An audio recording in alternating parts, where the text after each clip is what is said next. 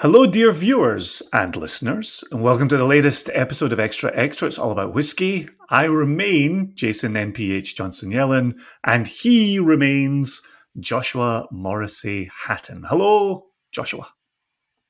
How are you, Jason? This isn't the episode where we get into this. No, I'm good. I'm good. Wow. I'm just saying hi. It's like a common social thing. How are you doing? I'm good, thank you. How are you? I'm also well. Let's move on. I thought that's what I've always made this social faux pas of answering that question honestly.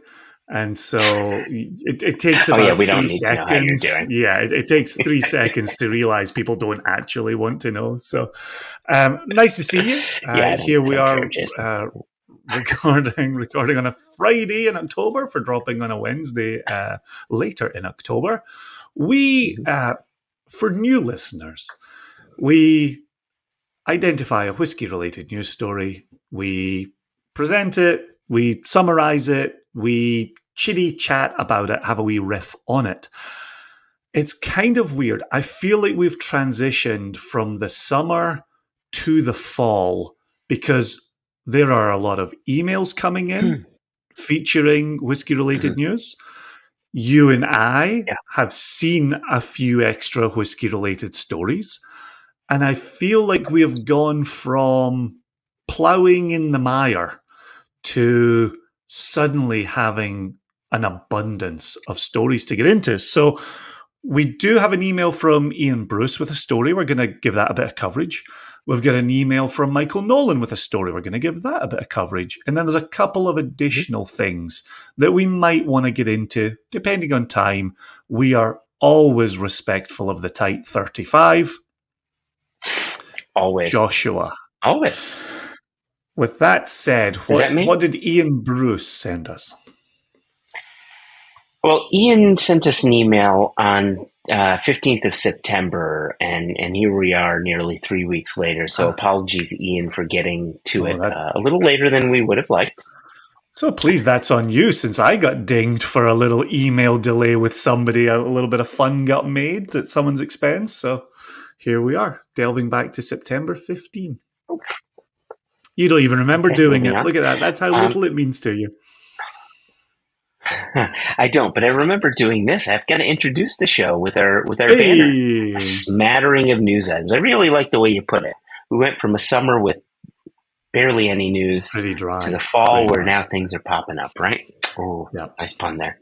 So the subject of Ian's email says, possible extra or padcost rant. So, spoiler alert, this will be extra. Yeah, he says rant. So he says, good day to all three of the SCNJs.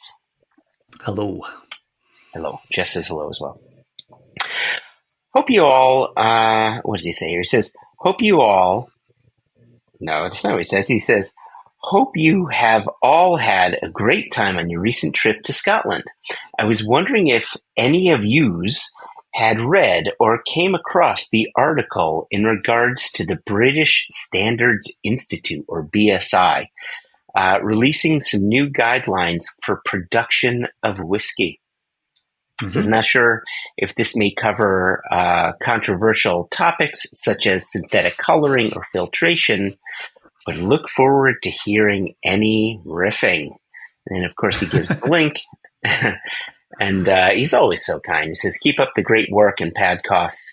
I'm off to experience my first Aussie tour of the Whippersnapper Distillery tomorrow. And by the way, he sent us a follow-up email regarding his visit there. So, excellent. We're not, we won't read that today, but it's nice that he got there and he gave us a little report, which we will get to, albeit late. Again, apologies, Ian. So, awesome. The article that he sent came out 12th of September on whiskymagazine.com or whiskymag.com. And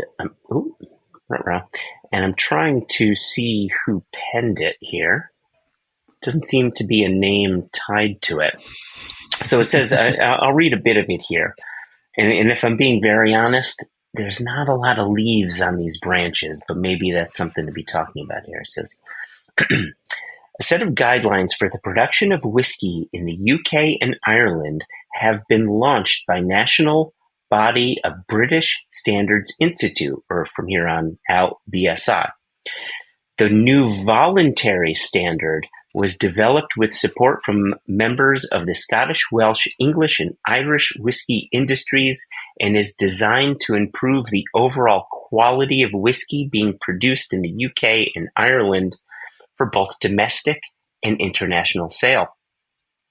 It offers advice on the production process and expected. You're gonna have to help me with this word, Jason, because it's not one that fits in my mouth very well. Organoleptic, is that correct? That's exactly it. That's a home run. Organoleptic, yeah. Well done. There you go. So it offers advice on the production process and expected organoleptic characteristics, including color, aroma, flavor, as well as detailing analytical parameters that companies can use to assess the quality and, quote, authenticity of their whiskeys. It also incorporates some elements that are prescribed in law, such as that whiskey should be aged for a minimum of 3 years in wooden containers and then should be bottled at no lower than 40% ABV. Nothing really new there. Yeah. It goes on. And feel free to interrupt at any time. Oh, I'm very ready to interrupt. It goes on and says, production requirements and protections exist in UK law for single malt Scotch whiskey and single malt Welsh whiskey, while a technical file published in Ireland in 2014 lays out requirements for styles of Irish whiskey, including single malt and pot still. Meanwhile, the English Whiskey Guild has submitted a geographical indication, or GI, application for English single malt whiskey to the UK government and is awaiting its outcome. I'm just going to read a few more, to be honest, or a bit more. And to be honest, there really isn't that much more. Yes. Let me pause you there because you are about to answer my question in the next paragraph somewhat. When I first looked over this, and you're right, there's not a lot of leaves on the branches. And my first question was, who's this for? Who is the BSI serving here? When we know there are Scotch stipulations, right? We've just heard in the last month or so the Welsh stipulations. You just quoted from the article there, they're talking about the 2014 Irish stipulations. And so who's this for? So here's what I think it is. And people who work in and amongst manufacturing, at least here in the US, may be familiar with this. There's a certification known as iOS 9000, iOS 9001. And it's... Oh, I used to have that broom. Oh, that's right. You were what did you play in Quidditch? I forget. Quidditch, represented my house at Quidditch at the University of Aberdeen. Very proud, very proud. The ISO 9000, though, was a cracker. Real cracker. Sorry. Continue. It was a cracker. Yeah, I had the 9001, but that's because I inherited it from a rich uncle. Yeah. So spent some time the ISO. He brought it to me in his prison wallet. Anyway, the ISO 9000, 9001. Did I say something? Certification. So basically, what it is a manufacturing company says, okay, we make such and such a product. And to make such and such a product, these are the steps that we take to make it. These are our suppliers. This is, from A to Z, this is how we make our product. And then from department to department to department, the people who work in said department have to verify and adhere to said steps. And then there's a third-party institution that audits annually these manufacturing facilities to ensure that they're following the steps that they said they're going to follow to ensure the quality of their product. So to me, this almost sounds like the BSI is saying, okay, UK distilleries, please tell us what you're doing. Get it down so we understand the process. And we're just, from a quality standpoint, we're just going to audit this annually, or audit it in some way, shape, or form, whether it's annually or biannually or whatever, just to ensure that you're sticking with because it talks about the quality of the product.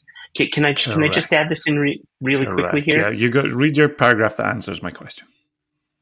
Yeah, so it says BSI said the new national standard, which is the first of its kind, would support distillers to focus on, quote, the quality of the product rather than the minimum regulatory requirements.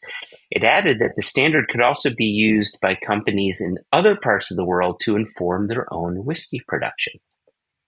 So that's how I take this BSI, or at least what they're attempting to do. I'm comparing it to what we have here in the U.S., which is the ISO 9001 standard, which just says, hey, we say we're going to do a thing, and here are the steps we take to do a thing.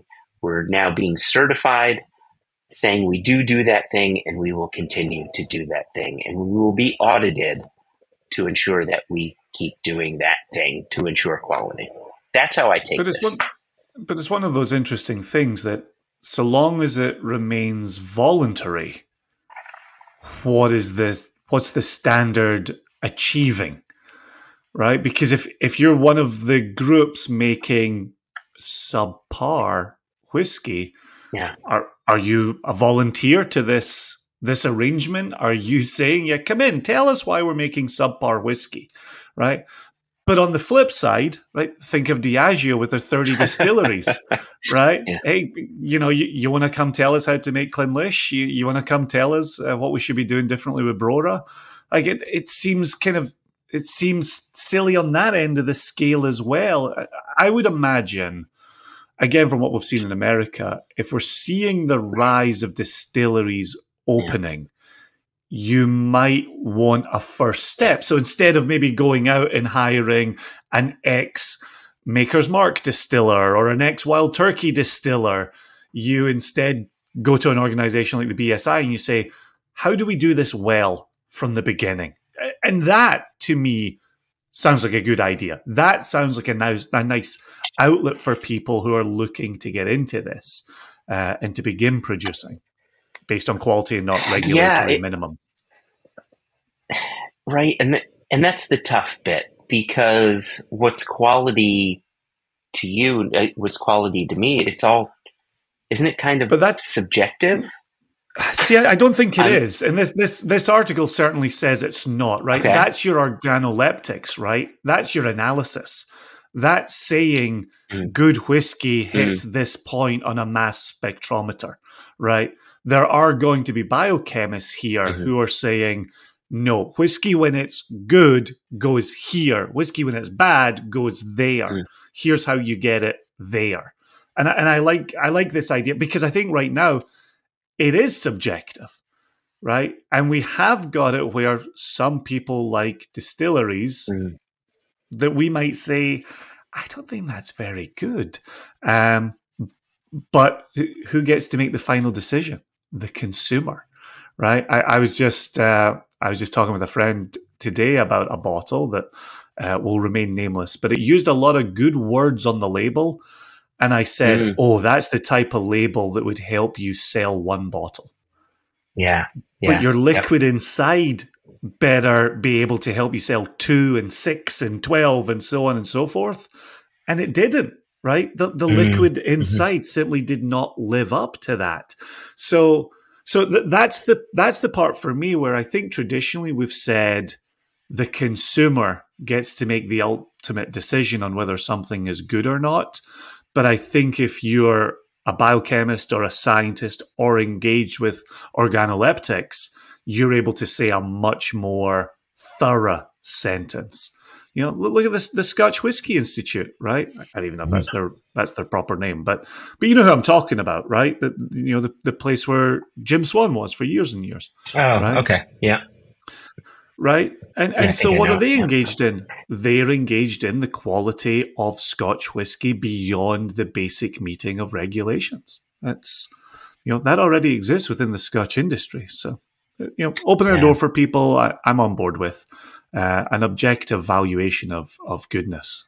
That really cuts. That really gets to the heart of this philosopher. Yeah, it'll be an interesting thing to follow, because I agree with you, right? In the end, the customer decides what is and what is not quality. And you bring up a good point with your example of Klein Leash. Like, they need to keep their stuff dirty, so it tastes the way it does, so it has the mouthfeel that it does, and so, and that's why I feel that this may turn into something that is simply a matter of, you guys say you're going to do X, Y, and Z. Let's see you doing X, Y, and Z, and we'll just certify that you're doing X, Y, and Z, whatever that happens to be. And if the final product is a quality product as judged by the consumer, then awesome. Yeah, I appreciate Ian bringing this to attention. I'm guessing this happened while we're in Scotland. I didn't see hiding or tail of it. We did, of course, see Welsh whiskey needing to be bottled in Wales, but that's a different story. That's a different story. Altogether. Yep. All right. Turning over to the extra PDF machine here. We've got J/J breaking news ... More distilleries announced to open on Islay. These are all Michael Nolan's words. My question for you chaps is, can this little island support this much whiskey production? Don't get me wrong. If this benefits the community, it is a great thing. It just seems from what I read, there is already a housing shortage and the new building stock is becoming expensive. Then factor in the transportation issues of getting on and off the island. When does the number of distilleries overwhelm the island's existing infrastructure?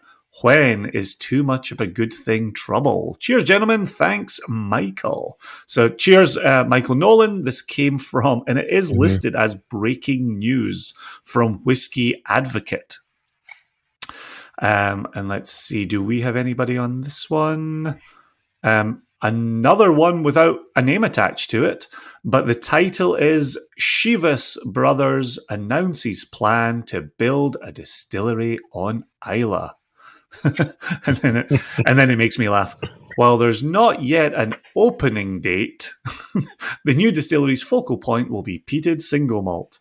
Yeah, you think we've just gone from like a breaking news announcement to, and they're opening on September 2024.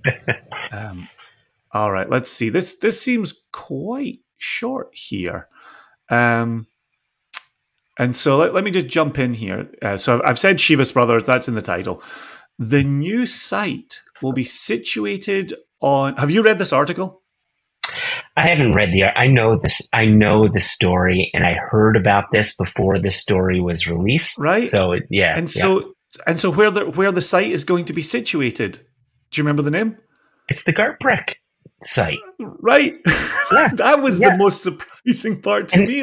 So this is the one the French couldn't make one. Was it Cornog they were trying to build there? Yeah, it was the folks from Cornog. They had the site, they had the planning in place, and I think planning was either approved or in discussion.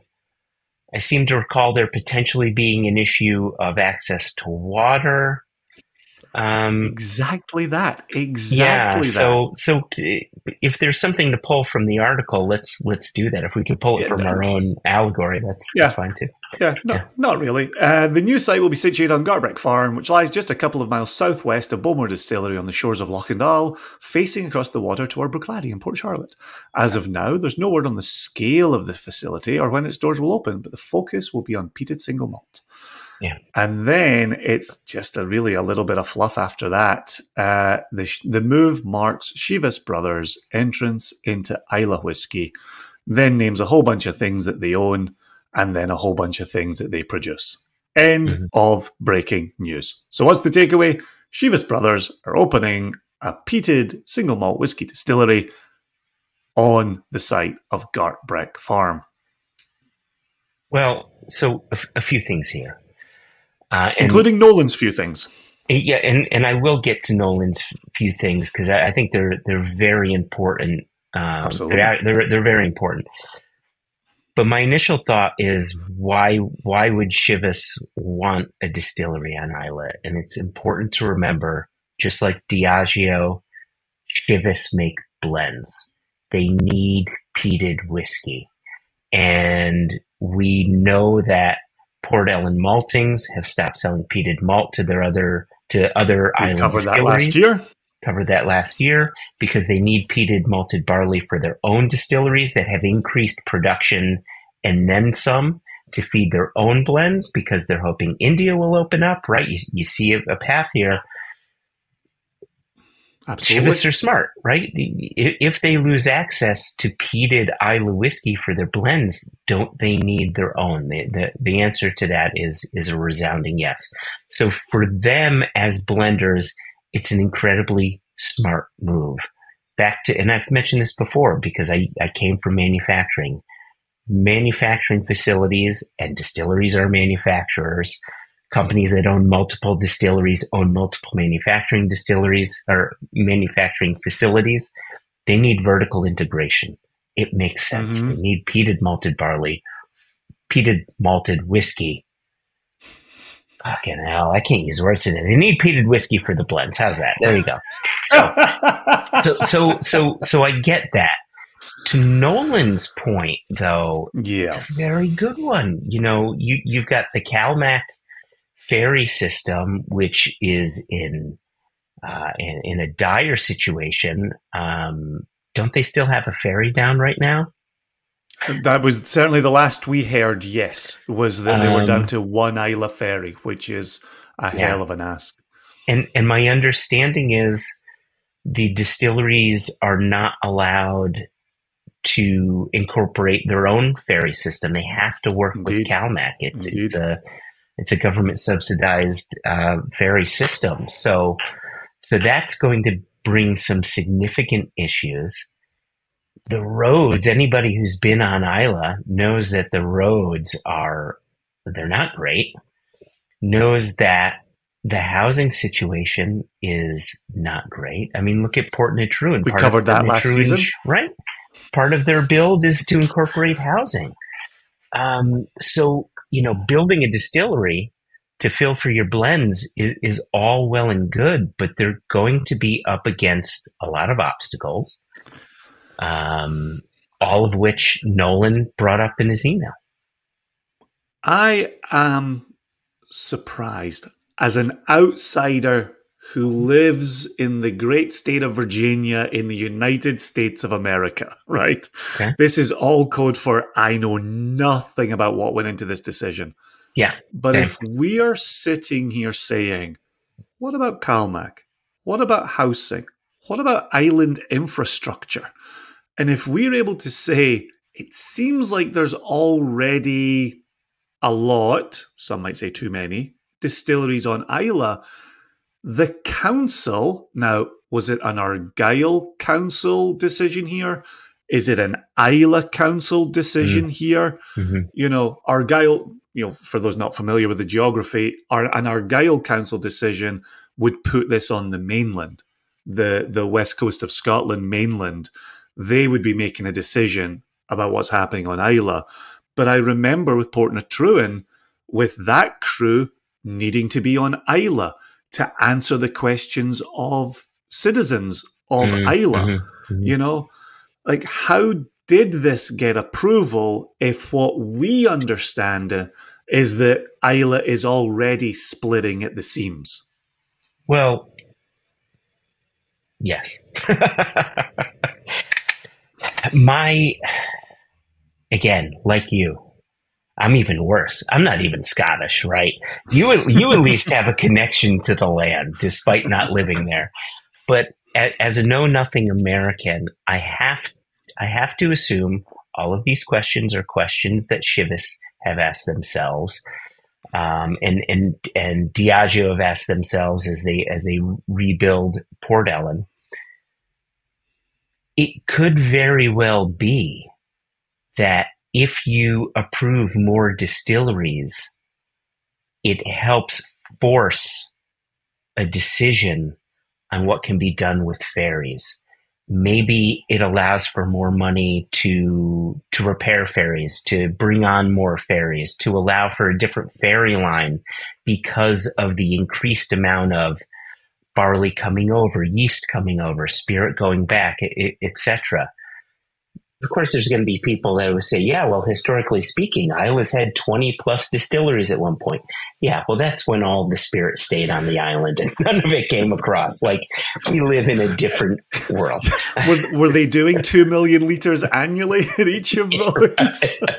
but I think you bring up one of the considerations, which is water on Isla. And as much as, yes, for years we've joked about the abundance of water in Scotland, right? It's our number one product. There are shortages of water on Isla, right? Kilchoman is shutting up shop for a period. Ardbegg's water source is getting very low in summer months, right? We're now going to add another distillery onto that. I think environmentally, I think it poses great problems. And look, we said kind things about Port na Trúin because our buddy Ollie is part of the team there, and Georgie Crawford's part of that. I'm not going to turn coat because Chivas is doing this, and we don't know anybody from the Chivas team. But I think there are very real questions that have nothing to do with a guy in Virginia, nothing to do with a guy in Connecticut, that need to be answered by the people who live and operate on Isla. And so by that, I mean citizens and I mean businesses and distilleries. There are very serious questions that need to be debated, and the right conclusions need to be drawn. And my final word on this, and I've said this previously, but I think it bears repeating. And you say this as a Scotsman here. Yep. I don't want to see a cherished Hebridean island turned into an industrial footprint for the production of peated single malt whiskey. That is a grand error. And I don't think we can stand by and let that happen to a cherished Hebridean island. So pop a wee flag in the sand on that one. There you go. That's I have other things I could say, but I'm gonna hold it there because I know we've got one other story that you're bringing us. Am I correct? Yeah, give us one of the things so I can get a taste of what you're sitting on. Give me one thing from that from what you're not saying. I just feel that the more with this now third approval since Ardnahoe, right? Am I right there? Port na Trúin, Port Ellen. And now this Gartbrecht distillery? No, there's the other one over the back, the one that's even farther west than Kilchoman. What's the name of that project, Jess? Oh, I know the one you're talking about right now. So now there's 4, right? Right. Since Ardnahoe, you're saying? Since Ardnahoe. Including Ardnahoe. Right. Right, since Ardnahoe. Yeah. So my point is, I just have a feeling that things are going to get to the point where these distilleries cannot be set up to fail. There's too much money behind all of these projects that, in a way, I have a feeling it's going to force some issues. What those issues will be, I don't know. Maybe tax dollars will be diverted to help to help with infrastructure or to help with ferries or I don't know. There has to be a tipping point where you can't let those things easily fail. Let them fail when there's a whiskey lock, like it happened in the 80s. But out the gate, as they're building, I think something's going to force some changes to logistics and infrastructure. I do wonder, though, if you're in Illich and you're a resident of Islay and you've been watching since about 2000, 2001, and you've seen the rebirth of Bruichladdich, and you've seen the creation of Kilchoman, and you've seen the money reinvested into Lagavulin and Kalila, even Bunnahabhain and Bowmore. Then you see the birth of Ardnahoe. Then you see coming down the line, multiples after that. Then you see the rebirth of Port Ellen. At each stage, if you're on Islay, are you saying, okay, this is the one that pays for the new roads. Okay, this is the one that invests in schools. Yeah. Okay, this is the one that makes sure our young families can afford to stay on. Not to talk out of school, but being with someone like Pinky, who's quite outspoken at Lagavulin, right? He freely talks about the tax money that has continued to leave the island, never to come back. And so at each stage for 23 years, you say, maybe this time, maybe this time, maybe this time. And here we are sitting here saying, maybe this time. Oh, man. Make it this time. What's the definition of insanity? Right. Did the same thing over and over. All right. All right. We'll close out with a quick few minutes on this one, but I thought it was quite exciting. We've been friendly with the Holyrood distillery folks for a fair bit. Spent some real special time at the distillery. Learned about multiple mash bills, multiple caskings. They come up in conversation quite a lot. We interviewed Nick Ravenhall shortly after he became MD there, managing director there. He has recently left Holyrood to explore personal projects that he had on the back burner while he was MD at Holyrood. And we wish him nothing but success there. Woven is one of his brands. Sure. Yeah. And he and I had a wonderful conversation last week, actually, where they're responding a bit like Gordon MacPhail. They're responding to cask availability and how do you build brands on this and how do you build stability around this. So great conversation about Woven, but just like you had said previously, that's a conversation for another day. So Holyrood has launched its first single malt whiskey. It went on sale today, the day we're recording, October 6th. Hey, there you go. Is its general availability. I'm quickly reading here. The spirit for what is being called Arrival was matured in Oloroso butts, Pedro Jimenez hogsheads, bourbon barrels, and rum barriques. It was produced with a traditional distilling malt and distiller's yeast, which Holyrood says will form the flavour foundation of its single malt recipes going forward, layered with heritage and specialty malts and yeasts not traditionally used in Scotch whisky production.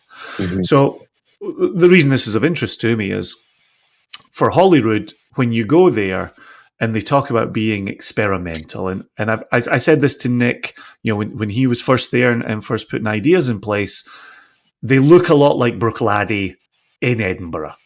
And everything's on the table and everything's possible and everything's exciting. And when Jess and I were there last May of 22, Jess and I also said it feels a bit like Westland, right? They've got brewing backgrounds and they're taking multi-malt mash bills, grain bills, and bringing that together. And so there's a lot of excitement. There's a lot of enthusiasm. One of the questions, and we've always kind of covered this with someone like a Bruichladdich is, but in the early days, first decade or so, but who are you and what do you do? Yeah. And now Holyrood with Arrival have been able to put their flag in the sand and say, here's who we are right now, and here's what we're putting out. So, a new malt whiskey in the market. We started out talking about the BSI, was it? Yeah. Yep. And these standards and how you doing and what you doing and what does it look like and what does it taste like? Well, now we've got Holyrood being able to say, here's what we taste like. And I like the way you said that. This is who we are now. right? I think it's such an You got to be important careful, statement. right? You do, right? Because that's what Brooklady were doing when they reopened. They were trying to figure out who they were. Holyrood are going to figure out who they are. And you know what? Back to your point, when we were discussing the BSI, it's going to be the consumer that's going to tell them what is quality to their palates and what is not. So yeah, I'm excited for them. You know who else I'm excited for is Isle of Harris Distillery, who just launched their first whiskey as well. I'm glad you bring this up. Absolutely. Yeah, my mum texted me about Isle of Harris putting out their first single malt. And the obvious connection is they're so incredibly well known for their gin that the gin is on my mum's radar. And so when a group she knows for their gin talks about whiskey, she's like, oh, Jason, I have to tell Jason. so yeah, we nearly got a text from my mum into an episode of Extra Extra. It's all about whiskey.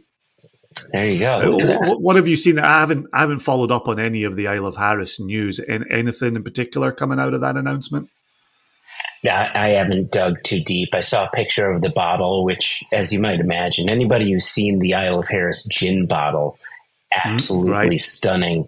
This one is within that wheelhouse. It's shorter, squatter. It almost seems like a mix between an Isle of Harris gin bottle and some of those fancier Gordon MacPhail bottles that have been coming out as of late with all the ridges along the side, for some of their older spirits. So it has that very prestigious look to it. It's really attractive. So what the flavor profile is, how they're producing it, I've been traveling so much. I haven't had time to just absolutely, just dig into it. So I plan to do that, and hopefully I'll get a taste too. Awesome. Well, there we go. There's a smattering of news items. That was really fun, just hopping around some stories after some of our summer conversations of, can we cover this?